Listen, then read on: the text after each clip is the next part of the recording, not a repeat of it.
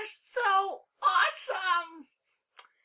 Episode 17 through 21. Green with Evil!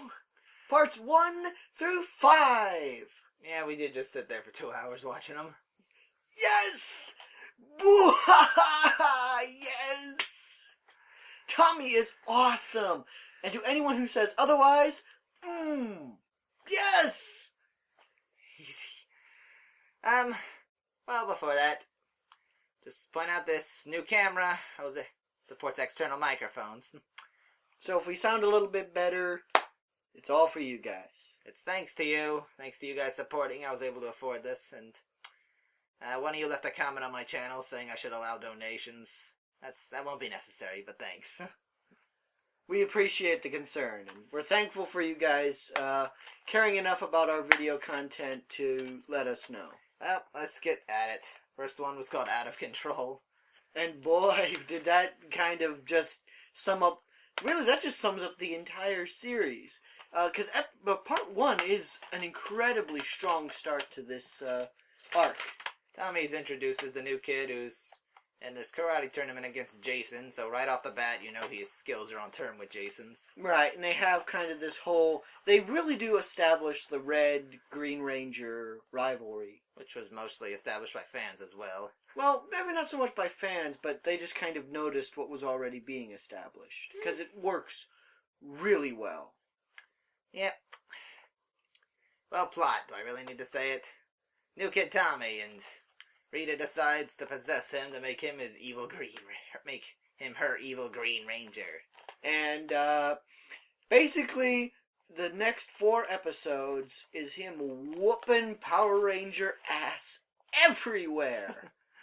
And a side story with Kimberly. Yeah, but... They kind of hit it off great, and then he's possessed, and he's a real jerk to her. Right, but for the most part, it really does spend the majority of this episode just baiting on them Power Rangers constantly. Episode? Yeah, by the... The first episode, we did get to see the Green Ranger attack the Megazord, which was pretty cool. Yeah, he just kind of like... It's almost like he just knocks on the back door and walks in. And he takes on all 5 of them by himself. And, beats them completely. I mean, it is a completely one-sided battle throughout all of this. And, they actually had to break the Power Rangers had to break a rule in Part 3. Part 2. Part 2? Yeah, Part 2. Part 2, they actually had to break the rule and escalated the fight, and essentially sending the Megazord down to just kind of try to attack regular-sized Green Ranger. And the Green Ranger still won. No, he didn't. He did retreat from that, though. He retreated, but he retreated on his terms, not theirs. Well, before that, in Part 2... The stock footage, Green and Red were brothers. I'm not going to try to retell that story because it's way too complex, but the Red Ranger kind of refused to fight him in Sentai when he found out they're brothers, so to get around that, Jason got captured. And it's a very effective plot point. It's used in Part 2 and Part 3 of the show, and it has just the Red Ranger versus Goldar, and Jason's trapped in this weird prison place. The Dark Dimension. Yeah. Goldar's there. He's got his morpher, he's got a sword, and he's got time to kill. Let's put it that way. Yeah. They have...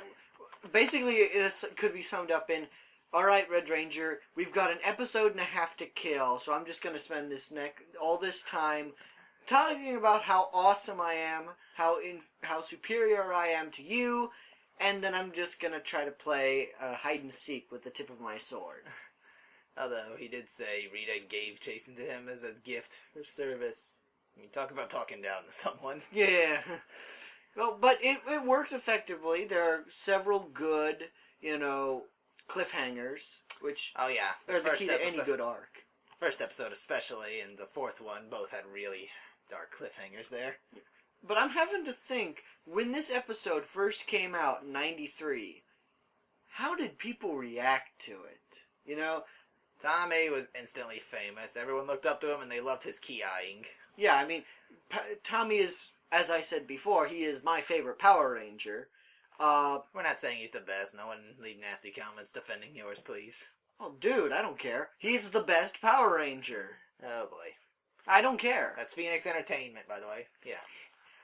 Yeah, Joseph Marks at phoenix8productions.blogspot.com. Anyway. Do a little Tool Time Taylor reference. Alright. Anywho, Bulk and Skull. They had little bits, little segments, little roles to play in each of the episodes, but it was in part 3 where they had the biggest role. At first, Tommy just kind of scares them off with his karate when they're hitting on Kimberly.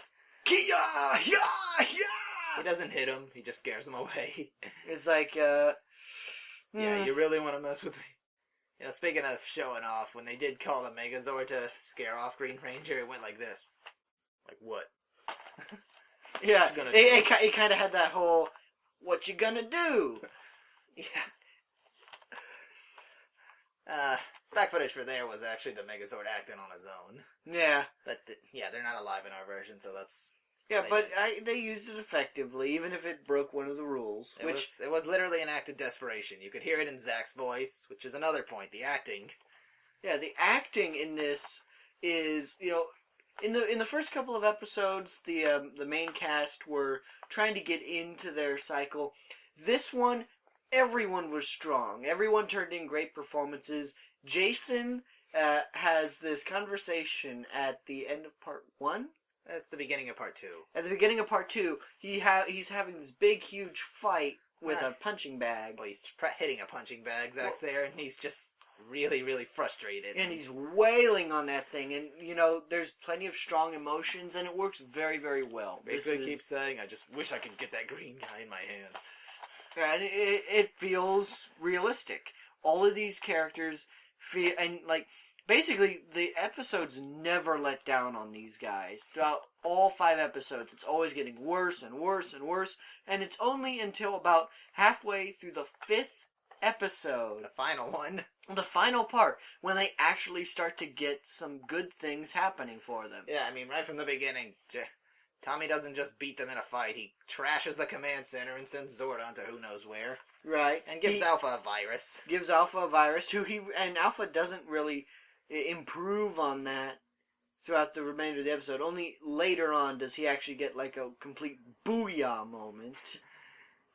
Yeah, Green Ranger comes back after they're starting to finally fix everything up. And then, Tommy killed his power, but backup's on. Put a force field around the Green Ranger. And, yeah, basically... Alpha's booyah moment, like you said. Yeah, the booyah moment. I think every character should at least get a booyah moment at some point. And that was his. And then, back to Jason when he was trapped in the Dark Dimension. His escape was also a cut close. Yeah, a cut close. They had, like, Goldar had the sword up. No, by that point, Green Ranger switched in. He had him, like, pinned down like this. Right before impact, he's warped out of there. Right. And he just appears in the command center just covered in sweat, like, oh gosh. Hey, you guys were sure cut that close. I'm like, yeah, no crap. We had a Scorpina. That's an interesting one. She becomes another member of Rita's gang. She is a reoccurring character. She stays with them until season 2 when they switch to American footage because face character. But here's a fun story. In Sentai, that was Goldar's wife.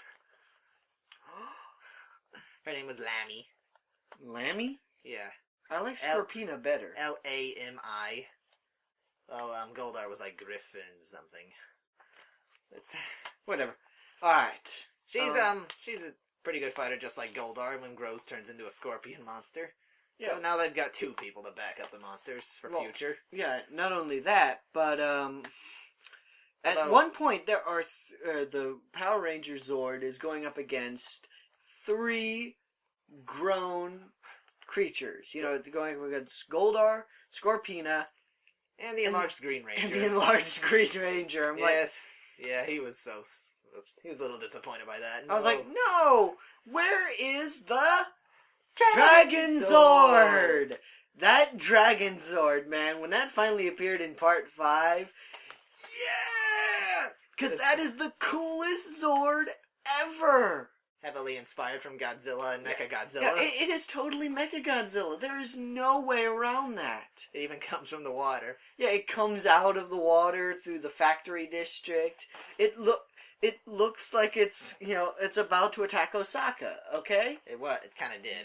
I don't know where it took place, but it looked like it was getting ready to do that, and like of course, there's the the dragon flute song. Yeah, that's so freaking catchy. Yeah, whenever I think of Power Rangers, I think of the dragon flute song. The dragon dagger, the flute. Yeah, I don't have it, but whatever. Hey, that was my ringtone for a while. That's actually the same melody in Sentai, believe it or not. But theirs is much longer because they don't have the rock music. That melody continued throughout most of the battle. I'm a little upset we didn't get that. But there's two of them. There's also the which I've pieced together means attack, I think. Yeah, something like that. He also uses the flute to deflect the blaster too. Oh yeah, it creates a shield, which I think is really cool. And of course, there is the Red Ranger, Green Ranger fight at the end where they destroyed the Sword of Darkness. Which I don't know if you noticed, but they reused stock footage for the Sword of Darkness. They used the Black Ranger fight with the Dark Warrior from the Dark Warrior episode. Yeah, they played the Zyuranger clip again. They called him Zordon's Warrior this time. Last time he was just some other planet's warrior. I know, but, I noticed that, but, for what they did, they used it effectively. The Sword of Darkness looked cool. It's a great design. And we must have it. Yeah, and we must have it. We must have all the props. PR mayhem. Couple low points. Scorpedo, when she first appears, there's this really not interesting conversation with Rita wanting to be prettier, and kind of just falls out of nowhere. Oh, and Tommy wearing all green. Okay, I'm going to bring this up right now, and I hope, because I never want to bring it up again, but Tommy is the worst at this, to the point of which in Dino Thunder, he even makes a reference to this. Why is it the Power Rangers must wear the color of the clothing? And if it were something small, like a red stripe somewhere, that would be subtle, In Sentai, they do that, but they always have an excuse for it, like it's a uniform or something. Right, uniform or something. Or it's like in Zyurangers, this case, it was like their tribal color. Yeah, like in SPD, for all the problems that episode, or that season had, they wore uniforms all the time. So it made sense to be color-coded. I'll tell you why, though. So the reason it's this way is so that those stupid little kids can identify which ranger is which. That really is kind of the reason. They're not stupid. Saban just has this constant mindset that, kids are stupid. They need reminders. They'll never tell the difference. They'll never tell that it wasn't Tommy going, no way! Yeah, well... Yeah, when the Dragon Zord goes down, Jason says, give up, Tommy! And you hear somebody say, no way. No way! Sounds absolutely nothing like him. Yeah, well, to go back to the clothing, the get-up that Tommy is in, green pants, green jeans. I didn't even know green jeans existed. I don't think they do. They do now. And not even a green shirt. It was a green tank, like the whole shirt. Have you ever seen those foam that? It's kind of like a mesh. It's like a plastic mesh that you can get if you're trying to cover the inside of a box or something to carry things. It looked like a green plastic or foam mesh shirt. It looked really odd. Now, speaking of looking odd, the American costumes we've established are less, but Green Ranger's American costume is the worst. It didn't have the black highlight. It didn't look like actual metal. It looked like foam and plastic. It was cloth. Sorry. Yeah, it was made of cloth. The Sentai costume had a plastic shield, but at least looked real. Looked good. It looked metal. It looked like it was metal. This thing looked like it was a pillow. And anyone who's seen my worst transitions knows. Also, the shading is off, the green shading.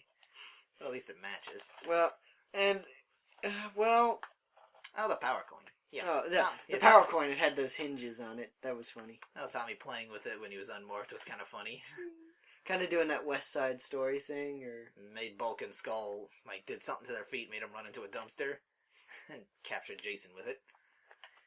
Wow.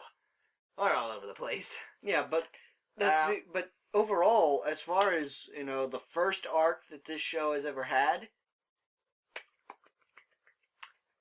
Yeah.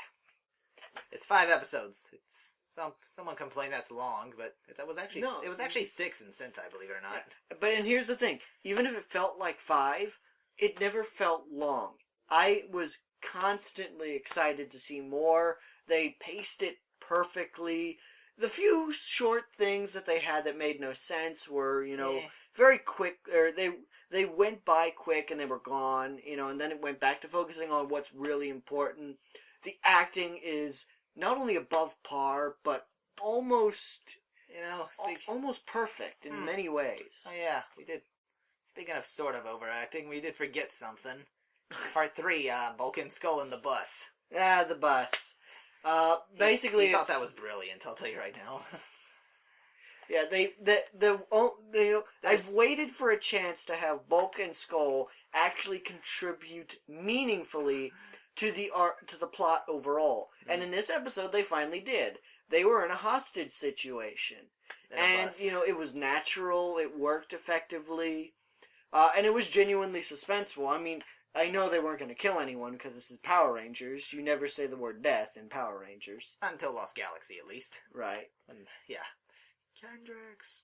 Yeah. But, Bulk and Skull, there was stock footage of the monster holding a bus hostage. It was much more people, but they worked that in, have Bulk and Skull take the youth center bus in an attempt to flee. Yeah, but not before Bulk finished his ice cream. Yeah, not before Bulk finished his ice cream. We had to remember that was the most important thing. No, it's just something Bulk did.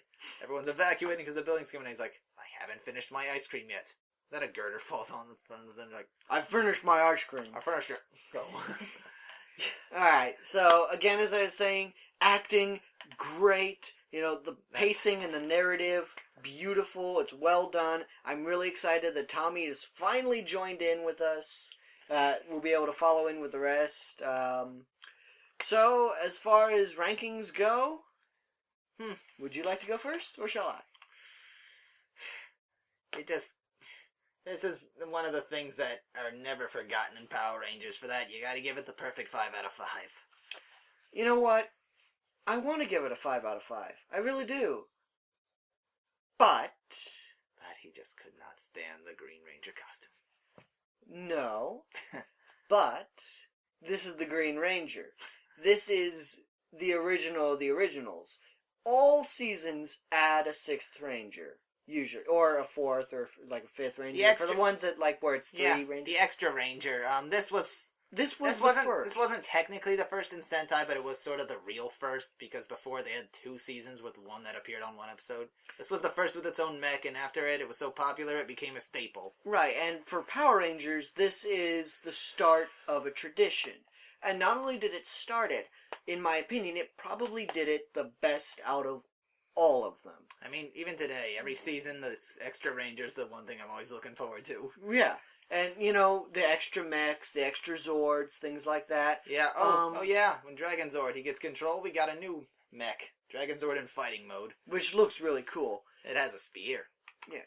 And the first group morph. Right. That's pretty cool, too. First full group morph. Dragon Zord. So, if I have to give a ranking, because of its significance to Power Rangers overall, because of how strong the narrative is, because how good the acting is, because of the pacing, 6 out of 5. I have to break the ranking system just because of the significance of this arc. Who are you, Gex Up?